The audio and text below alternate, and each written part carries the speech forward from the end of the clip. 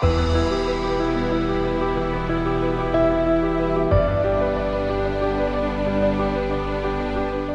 everyone. Thank you for being present. We're happy to see your faces, and also happy Black History Month. Thank you for participating in the celebration of the thriving Black influence from our past, present, and will continue within our future. We have with us, I'm serving today as the moderator. My name is Jarrod Lee, happy to be here. And we have with us our esteemed panelists. We have Dr. Nevilla Ottley, farthest left of me. And we have Dr. Joyce Garrett. We also have Ronald Walton. I know him as Trey, so please forgive me if I call him Trey. Refer to him as Trey. And we also have Kelvin, Paige. Thank you for being present. And their bios are within your programs. So before we begin this discussion, I want you to be thinking about some questions as you're listening, because we're going to come back, because this is a participation, right? So we're participating in the celebration of everything that Black, every rich portion of being Black and what that means to be an influence within music, within classical music. So we're going to be coming back to you with questions in a bit. So my first question to you is, what is Black classical music? What is Black classical music? And feel free, anyone, or unless I will offer a name, but feel free. Oh, wow. What is your definition of Black classical music? Or is there a definition of Black classical music? Some people think that it's classical music performed by Black performers. It could be, some people consider that Black classical music. If Okay. And then it could be the performance of, basically the performance of classical music by Black artists. Okay, understood. So if we're looking at the performance of classical music by Black artists, then what is your definition of classical music? Anyone have a definition of classical music? That is so broad. It and is. In today's categorization of classical, anything over 20 years is classical. And that could be from gospel, hip hop. When we talk about Black classical music, we not only speak of those genres of music, we also speak of the classical element where, and we have in recent years had discovery of, there are several colleagues on this panel that have done extensive research in unearthing St. George, his Christopher Columbus. I mean, that was about 30 years ago when we began to hear a lot about Chevalier St. George. But there were other classical artists and composers during that time that we are unearthing. Now, the definition of classical music, as we see it, are pianists, performers, vocal music, instrumentalists. So the definition of classical, Black classical music is so broad that we encompass all genres and all elements of music. That's my take, and I'm sticking to it. Would anyone else like to offer their thoughts? Yes, Black classical music. When I first heard of Black classical music, I thought it was a subgenre from classical music. The word classical and classic is very broad, and it was kind of confusing to me. Studying in music school all my life and still studying, you have something called the classical genre, the classical era, but is that not classical music? That's classical music, but it's coming from a classical era versus the Baroque era. Versus, so it's, kind of confusing in a sense. But Black classical music is a genre separately from, it's very hard to answer because there's so many things and so many, things that come into classical music with culture. There's a Black American classical music, Black European classical music. African classical music, it's the diaspora, it goes all around. Covers all. Yeah, that's all. And I will say When we think of classical music, don't we think of European music? Often. Yeah. But if I say American, what race is that? Anybody? So European means whoever.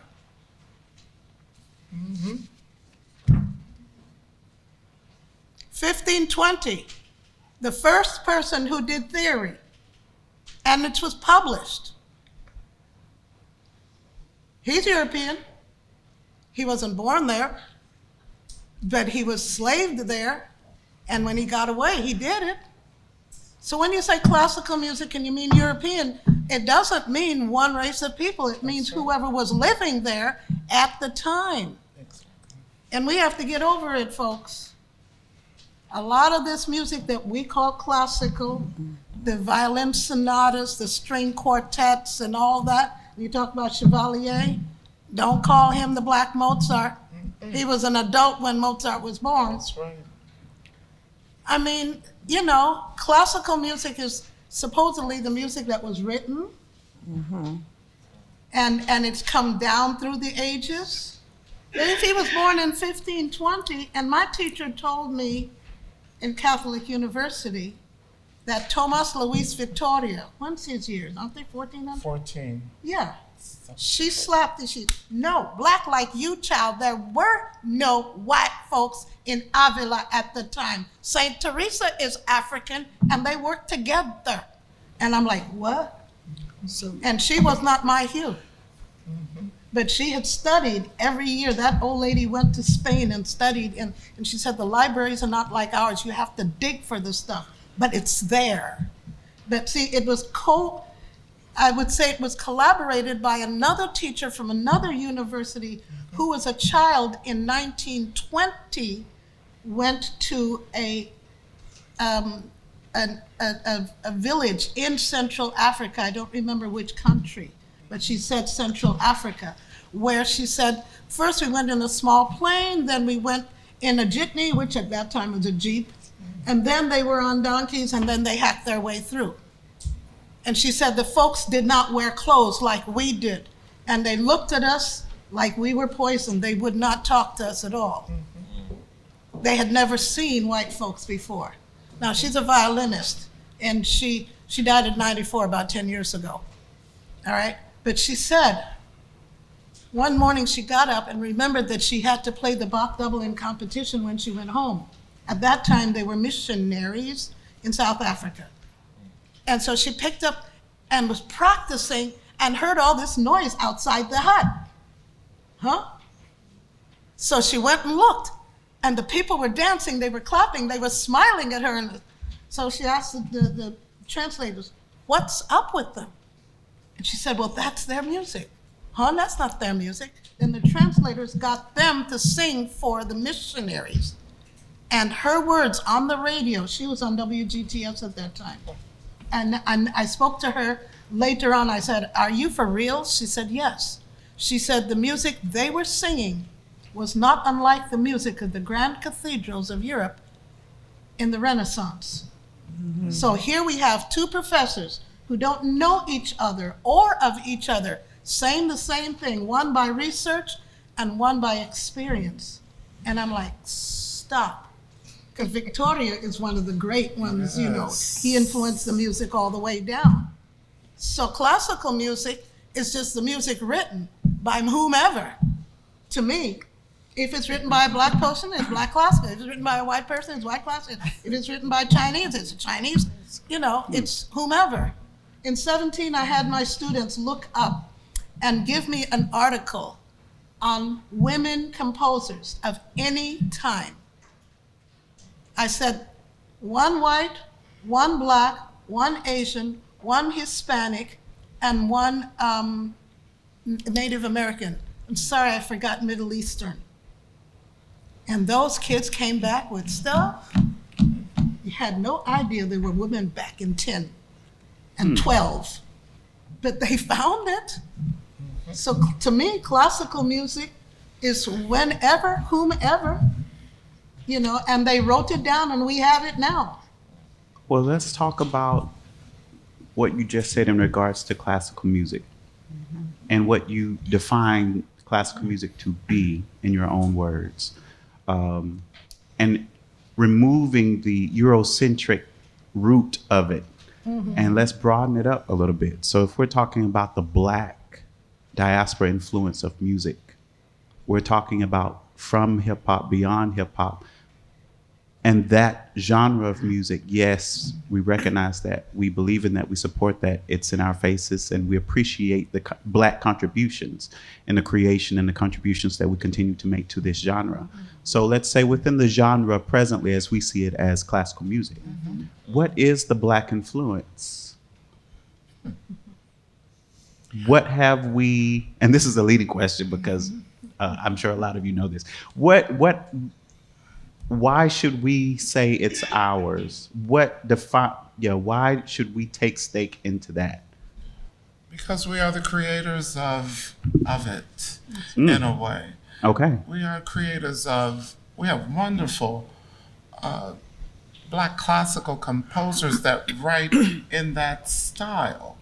We're so fortunate to have so many wonderful Black singers, people that are writing operas, people that are writing hip-hop works, people that are introducing new styles and new genres of music that we all pay attention to, whether we like it or not. So in that realm of classical music, we have to always give thanks to the ancestors who came before us. We are fortunate, those of us sitting here, to have lived in a time during the 20th century where the unfolding and the Black singers and composers who sojourned through this valley of life offered so much great music that we became the first in a lot of things. Florence Price, William Grant Still. Wait a minute, you said Florence Price? Yes, Oh. Florence Price. Yeah. You know, we are so fortunate to have had great composers to come through there. African Canadian composers, R. Nathaniel Dett. His music is still done. African American composers, Roland Carter, where we sing his Lift Every Voice and Sing, the concert arrangement. But not only did he do that, he wrote or penned several works, spirituals. He has Duke Ellington. He has taken the Duke Ellington sacred songs, concerts, and reworked them so they are accessible to all. That's Florence Price. But That beautiful woman. So we were also so fortunate to have worked together on some scale, doing classical music, doing classical gospel, doing classical jazz pieces. So the classical music, again, we define it, our imprint is on it.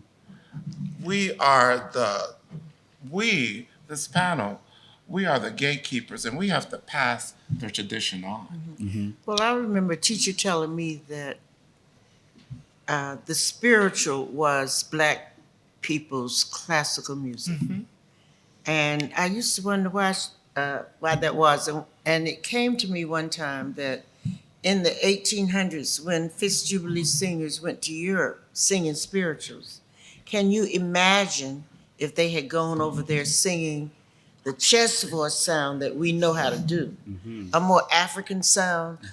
I don't think they would have been accepted as well as they went over there singing with the beautiful head tone that we sing when we sing African American spirituals. And that's why that became known as a more classical type of singing. I think that in a way, Black classical music is the music that we sing, any genre, but that we're singing in a more formal Any genre. style. Yeah. The style, if I'm singing jazz, my body language can be different. If I were a jazz, I could, well, classical, the spiritual, you would expect the choir to walk in and stand like this, not doing a whole lot of this. That goes with gospel, or that things go with different genres. So to me, classical is not only the spiritual is sung in a certain way, but it's also the way it's performed, the way and the manner in which it, a more formal, I wouldn't want to say educated kind of, but a more formal interpretation of when you sing it. Exactly. Exactly. This is the San Jose University in 2020 singing his music. And as you can see, it's virtually done. This is his music from the 1500s that we think belongs to you know who. But he started this type. He started the madrigals. I see your faces look like, what? Yeah, this is our music from then. And this is what Virginia Jean Rittenhouse heard when she was in Africa. So when we're talking about, oh, I'm sorry, go ahead, Trey. Yeah, I wanted to add one more thing to that. How do you turn this off? So one more thing, that's what's distinctive about Black classical music is our harmony. As a composer, we try to use, our culture, our background, or what we've gone through into our music. It's very distinctive from Florence Price and Margaret Bonds that you can hear, oh, this is a Florence Price piece because she likes to use something called the whole tone scale in her pieces. Or Margaret Bonds, she loves to use heavy chords and she likes to put the melody in the left hand in her music. And harmony, whether it be any genre with jazz, gospel, blues, pop, even pop, rock and roll too. It's very distinctive that we have a sense of harmony. And I like to compare the harmony to Russian music, Russian piano music of Prokofiev, Kabaleski, yes, I can't say it. I have to think about it, tongue twister. Kabaleski and Shostakovich and how they were under oppression and when they couldn't write certain music or certain harmonies because it wasn't right. Whoever, I think it was Stalin, was like, yeah, I don't like how this sounds or this and that, so you can't write this way. So in a way, like Black American composers, when I listen to their music and their sense of harmony of this struggle, you hear it in Undine Smith Moore's I'd Rather Be a Slave, that her piano piece, you hear the boom, boom, boom, boom. You hear the struggle. Yeah. You hear when Samuel Coleridge Taylor put his spirituals, the 24 spirituals, I believe, Yes. into his works, you hear our distinct harmony. That's Samuel Yeah, Coleridge. it's right there, yeah. But even in my music, I personally, I don't have any struggles per se, but as I got older, like bills and all that stuff is starting to come in. You can hear that in the music. But I say we put our life into our music and you hear our life. I'm not saying that you don't hear that in Beethoven, because Beethoven, another example, if you look at his manuscripts, he was struggling. He was about struggle. And when Beethoven was writing his music, he lost his hearing. He still kept writing. And he wrote his letter to his brothers. Lieber never wrote this, he never sent it to his brothers, but it was telling them about how he lost his hearing and he thought about killing himself. Beethoven thought about killing himself. But even despite his hearing loss, he said he's still going to keep pushing. And his later works are his best works, in my opinion, about Beethoven. And with that, coming back to Black classical music, you hear that in the final works of still Florence Price especially, I'm learning this 2-piano duet with a colleague of mine. You hear that they are putting their all into it. When they're composing these pieces, and so we have distinct harmony. That's one major factor. That's on point. So it sounds like we have a wealth of influence that we contribute when we're performing, when we're creating these works for other people, right? Yes. So oftentimes that is seen sometimes as spirituals, what we infused into text and how we were able to sing melodic lines and such to add to this text to assist us.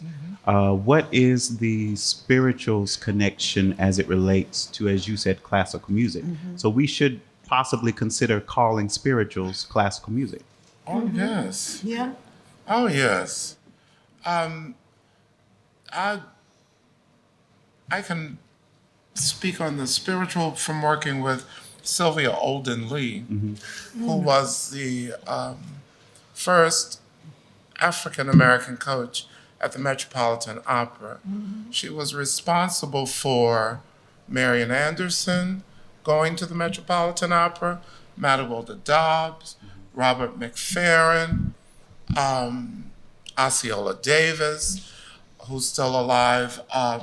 She was responsible for a lot of African Americans getting the door opened to them at the Metropolitan Opera. Sylvia Olden Lee, her teachings of the spiritual was so great because when we discussed the concert arrangement of spirituals, we had to go back to where it originated from.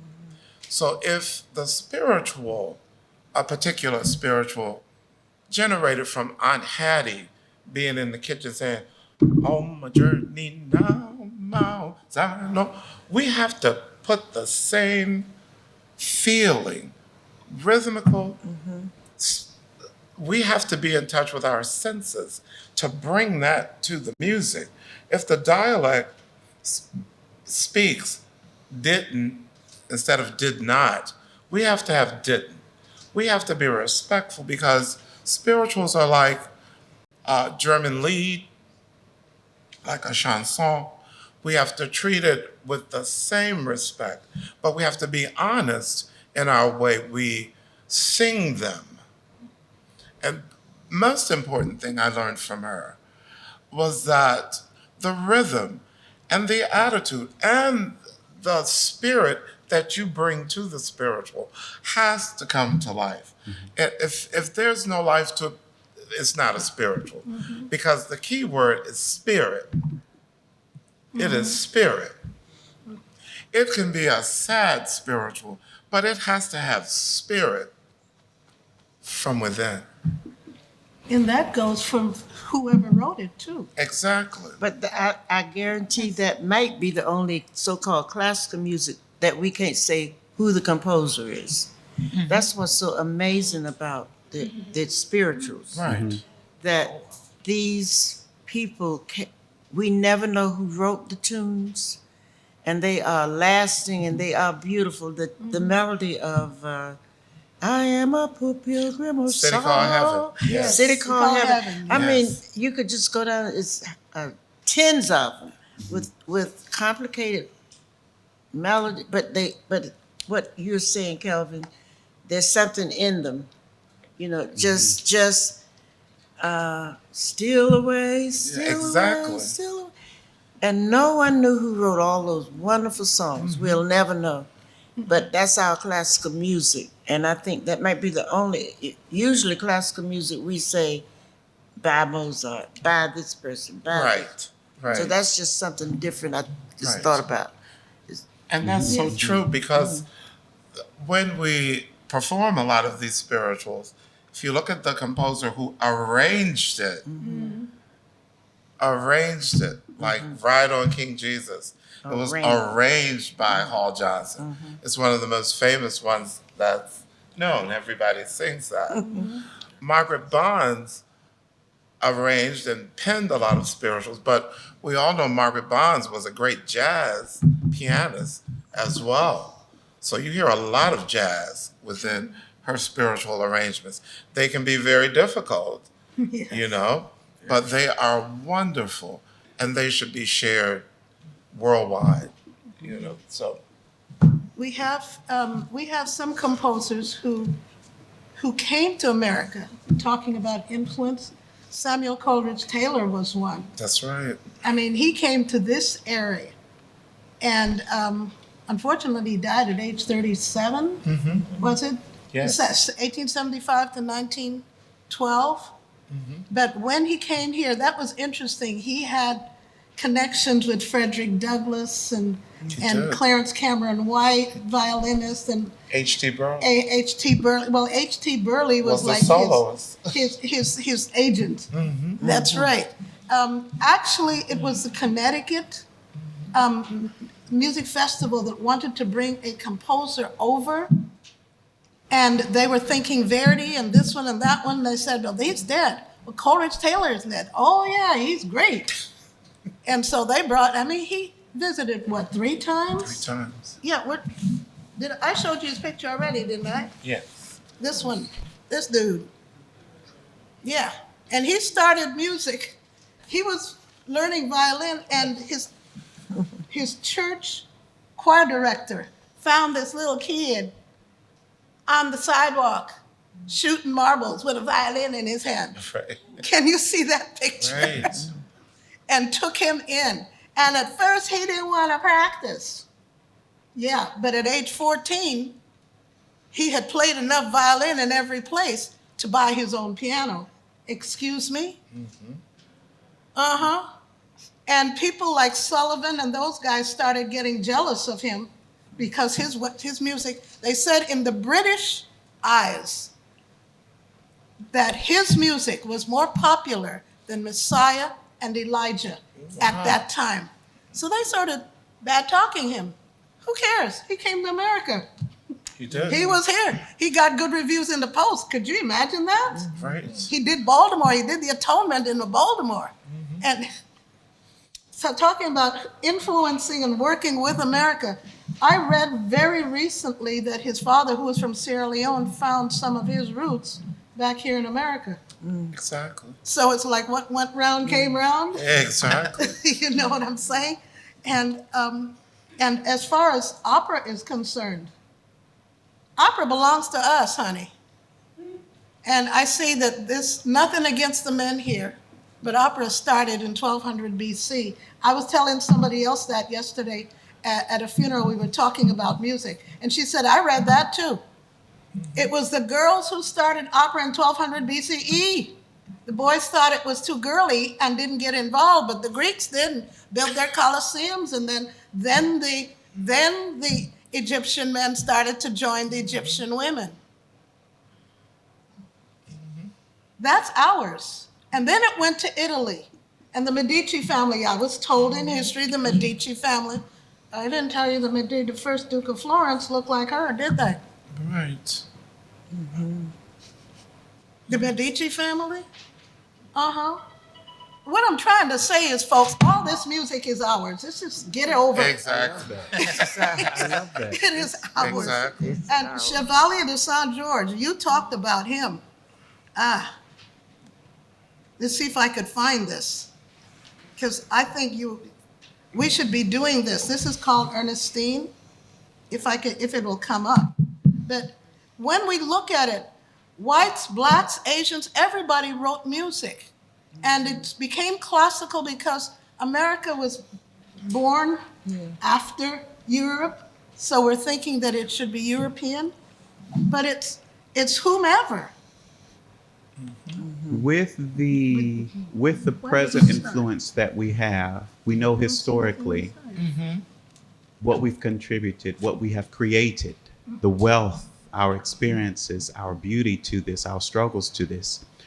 Presently, where are we now in this present genre and understanding of the genre of classical music? Where are we now in your thoughts and your opinion?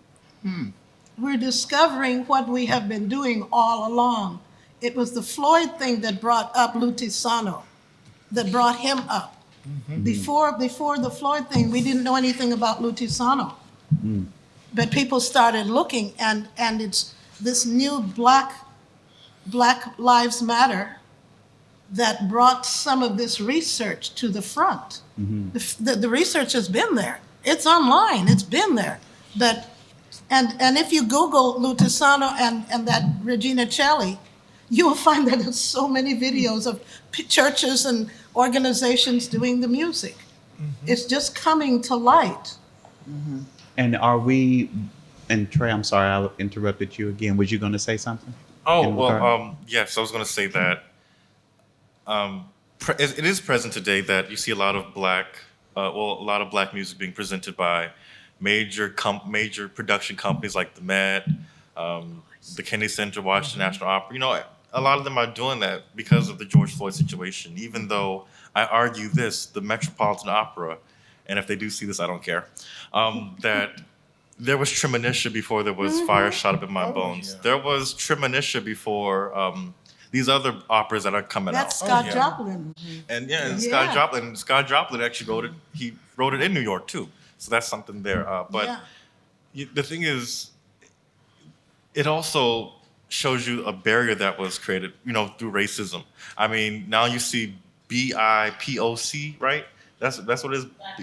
Yeah. BIP, yeah, I can't remember by BIPOC or whatever.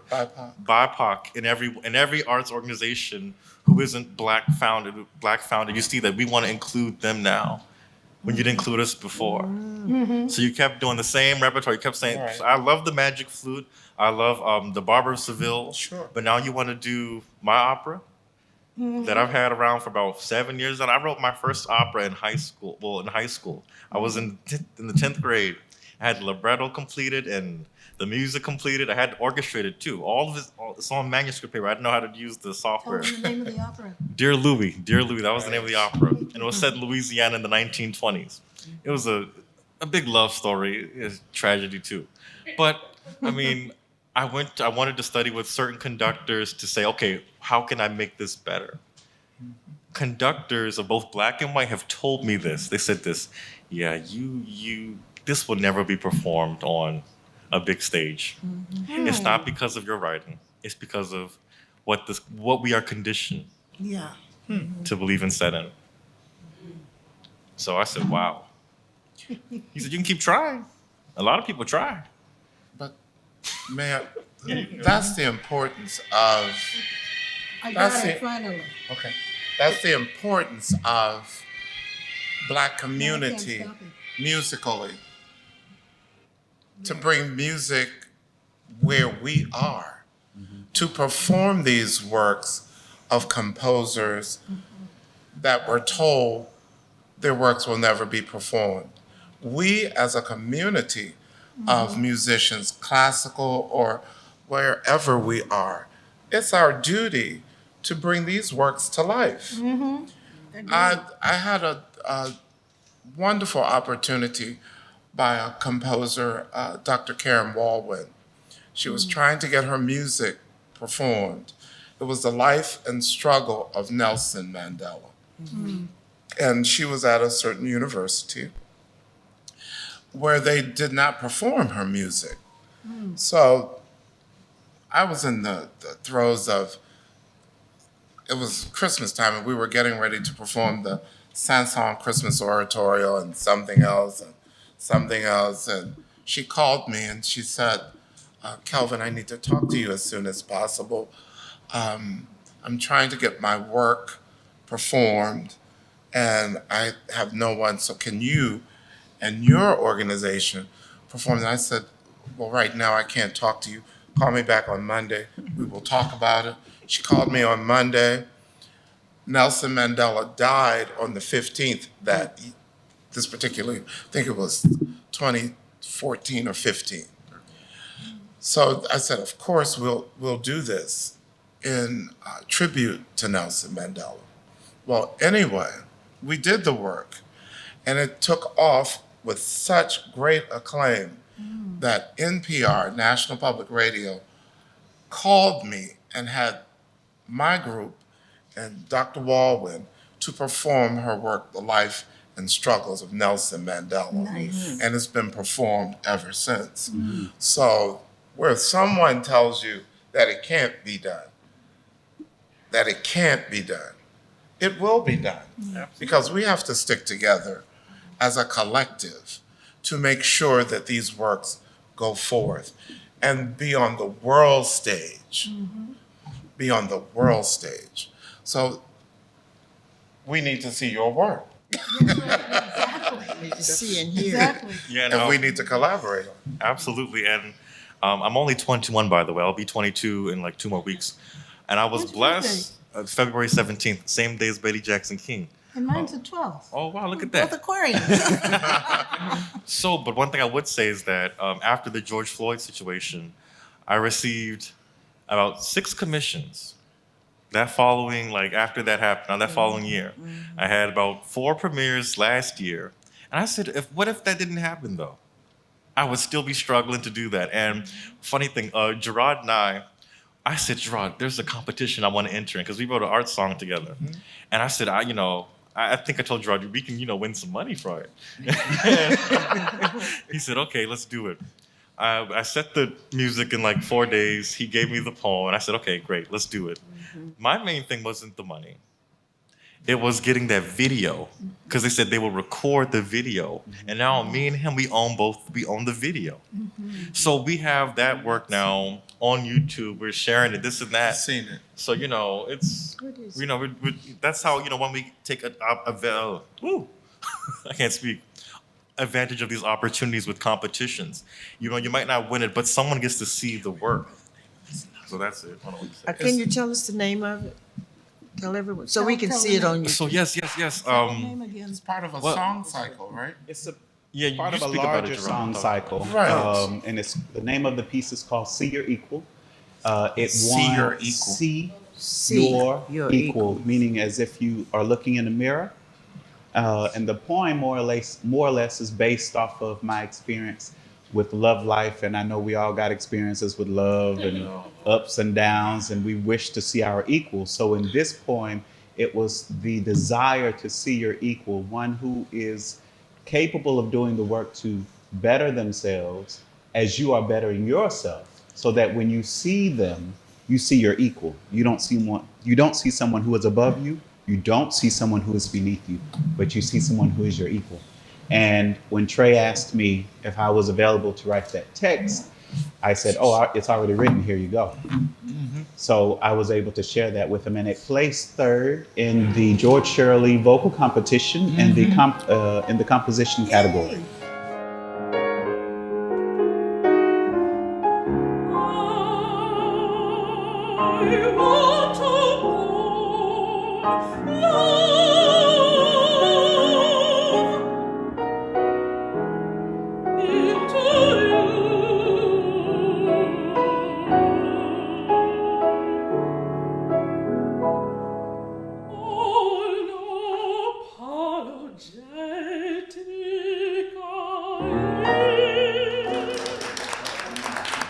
Thank you, Trey, for that collaboration. It's a wonderful mezzo singing. Oh yeah, too. fabulous Oh, yeah. mezzo, Yeah. and I apologize for not properly remembering her name. Maya Pata. Yes, Yeah. thank Yeah. you, That's her thank first you, name. Yeah, and the I've seen collaborative pianist as well, because that's important as well. That leads me to another question, and then we're going to get to the questions from the audience in just a second. But that leads me to 2 more questions. The first is, where or how can we create spaces for us to celebrate our past and create those same spaces for us to be creative in the moment, in the present? What is your take on that? How can we create spaces for us that we can celebrate our past, those beautiful people you mentioned and the works, but also create spaces so that we can see Trey's next opera, And I welcome anyone to speak to that, and we'll get everyone's thoughts about it. And then I got one more question for you, and then we're going to go to the audience. One of the things I think we can do, one of the places that people can perform are at church. That's what I was going to say. Church is where most of, and when I was conducting the Tacoma Park Symphony, we did a lot of things in the churches, because that's the biggest auditoriums you had in Tacoma Park. I remember when I said we will do a concert on Black composers' symphonic music. The president of the organization, she was Serbian, by the way, so she's forgiven. She came to the house and she said, I'd like to hear some of it. Well, I was playing Jose White's violin concerto. I said, "You're hearing it." She said, "But that's real music." I said, "So what did you expect? Boo boo baba?" And she said, "I didn't know what to expect." I said, "Jose White was from Cuba, and he was in the 1800s. And that's where," I said, "music comes from all over. But we have to open up our spaces, and if we are in schools, or if we're in community centers, if we're in churches, we have the spaces, so we can do that." I remember when I introduced my conducting teacher, who was Robert Paige, by the way, to the music, he said, "But this is just like Wagner. Why isn't this being performed?" He'd never heard the music before. And I said, "You asking me?" He said, "Touche." I said, "It's here, it's published, but somehow," and he said, "Wow." He set up a thing in Cleveland that we got to go. I got to meet several composers there because he was working with the Cleveland Orchestra at that time. And so it's connecting people that you know who are in position to do things, letting them know about it. Because some of them just absolutely don't know.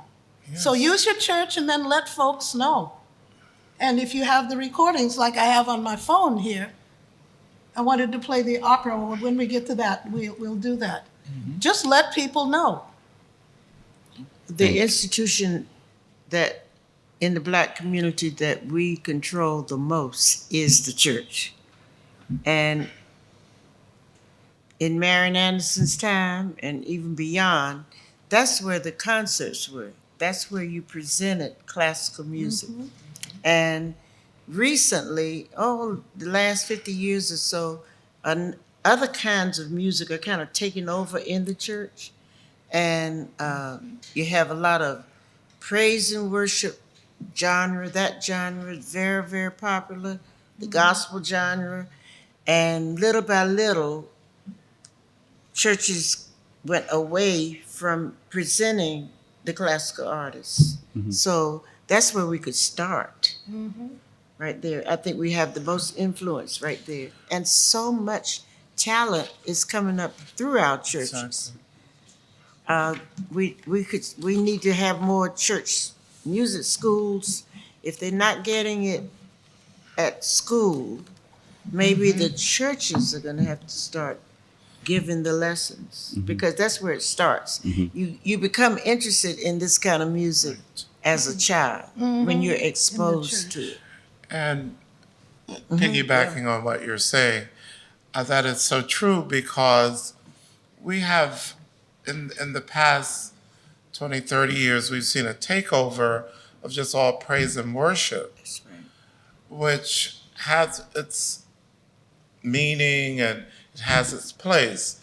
And we've gotten away from choirs singing in the church. That is so important for the church and for community to involve all members who are interested in performing and to do works. I know I still do a lot of choral works. Hear My Prayer, things of that nature. They're not Black, but I also do a lot of Black choral works like Coleridge Taylor, Duke Ellington, the sacred songs, and things of this nature, that young people are saying, well, we really want to get involved in that. But we have to make it available, and we have to make it so attainable so that everyone feels a part of it. I had the recent opportunity to work with a 14-year-old organist who's playing, I heard him play the Vidor Toccata. Really And cool. the little boy is a musical genius. And you're going to be hearing this name. His name is Story Denson. And he is a fabulous organist and so musical and so gifted at 14 that we, as a community of musicians and people of color, should always support music of that magnitude. And children on that level, and young people who want to to be involved in classical music. Kelvin, tell them what that piece is like. Or you tell. Oh, yeah, I can tell them. I tell you, but you tell I'm them. a singer, so It's hard. It's very difficult. As an organist, that piece, it's difficult to play. You have to have a large stretch to play these large chords that Vidor has wrote, like all 4 fingers, not 5, but all 4 to stretch it, because they're kind of like awkward. You're like, why would you write this? I had some words for that when I was learning it. But it's a And very your difficult feet? piece. And the feet, the feet The too. feet are playing at octaves. But you have to meet him. He's about 6'4", and Oh, he has he's hands. really good. Okay. Very tall. Your brother plays it. Yeah. Oh, yes, he plays it. So these kinds of things in classical music, not only keyboard, but vocalists too, we have so many young, talented children. It starts at home and it starts with their education. It starts at home and it starts with education. If you don't expect anything out of your kids to get them involved, well, I had parents that pushed. Yeah, you're going here, you're going there, you're going to be involved. I am so thankful for that. And there were 6 of us. And art was always in the house on every level. Every level. So, I mean, it has to start there in order to continue these traditions and to continue the learning process and the performing platform. Now, I will say this. Yes, it starts in the church and with music education is very important. But the way I've seen it as a young person and a young teacher, that students of all ages, whether they're old or young, are being influenced by really talented musicians on social media playing fast licks on the piano, playing all this crazy, they're shredding on the guitar, doing crazy stuff on the drums. It can be damaging in a way because they want to jump so fast and they don't want to work for anything. And, what I find is that a lot of students, yes, there are some who are excited and who's excited to learn, but there's also some who want to just jump to it. And I feel as though that some churches, I've been to some churches and I've seen this in music programs, that they hire people who are wonderful performers, but are terrible teachers. And these and other places, to community centers in the Black community, we can take control of our community centers. And I commend the National Symphony Orchestra and the DC String Orchestra for doing that, to going into these community centers to give concerts to everyone, to expose them to this type of music. But it can be damaging when you have people, great performers. Not all the great performers are good people or good teachers. Great performers teaching bad habits to the student because they see the students, like my students, my new ones, not my old ones. My old ones are like, oh, we have to put in the time to practice, put the metronome on, da-da-da-da-da. They want to jump ahead of it. And it's not that they shouldn't, but sometimes it can be damaging, and we don't know whether to trust this person because they sing at the Met, they sing in Europe, they sing in Africa, they sing you don't know what to do sometimes. Trust them. You never know who's running the department or the program, whether it comes from a church, a temple, a mosque, or anything. It's kind of damaging. It can be risky. That's all I can say. The kids and adults need to find a good community music school like ours. And this is a plug. This is the 51st year for Ottley Music School. And our students are all over the place in various capacities. But once they start to learn, they learn discipline. My parents were born in 1914, both of them. And we all had to take piano through the 8th grade, then add another instrument through high school. And the daddy said, I never intended that you had to become professional musicians. It's brain development. And it really is. So if you find, as he said, some performers not, but find a good school. And there are many schools in the area.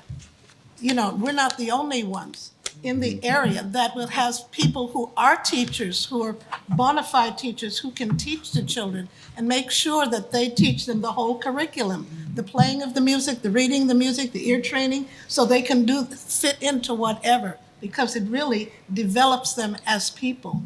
The brain makes music of itself. It's more of the classical era. They have been able to do that technologically. But it makes music. So when you add music to it, it helps out even more. So, and it doesn't matter. Aunt Mary came at age 80. She hadn't taken piano since she was in high school. And she wanted to take voice and piano. I went to her niece's doctoral graduation party, and who came down the stairs and sat at the piano? And everybody ran with their phones. Because she was playing real music. And I'm like, Aunt Mary? Well, I'm 94, but I can still do something.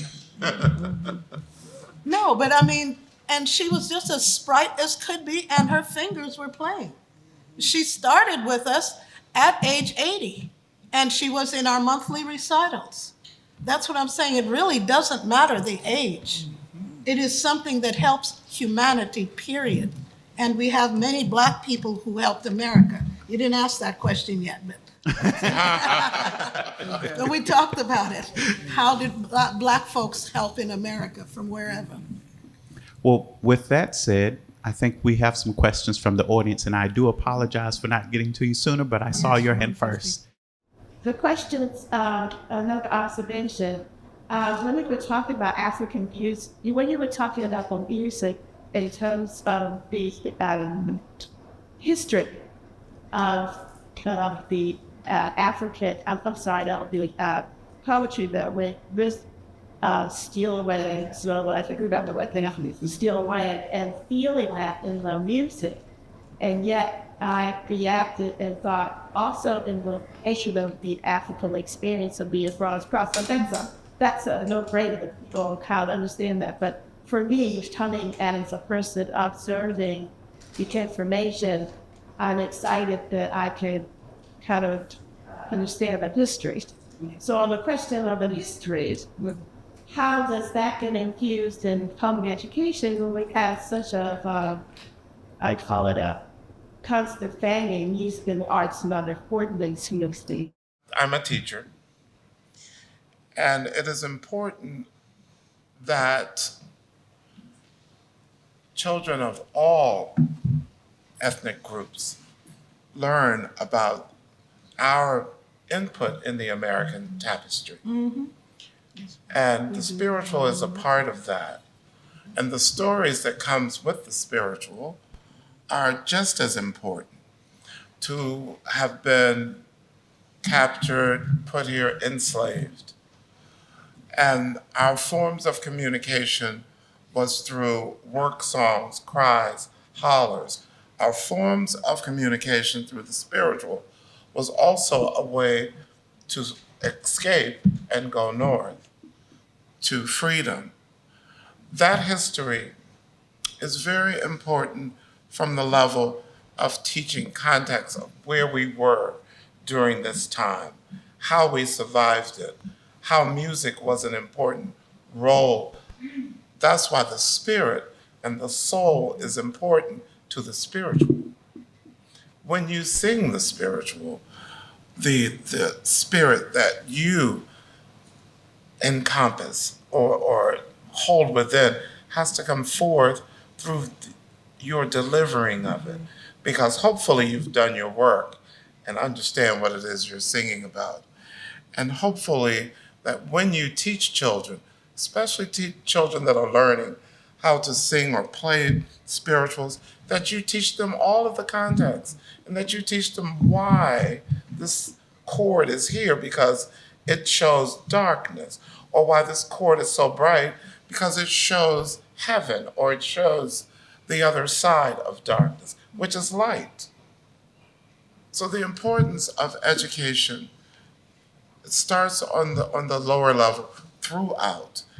And Dr. Garrett can talk a lot of that because she's one of the great educators of DC Public School and in music. And we were talking about it back in the green room about education and where we are.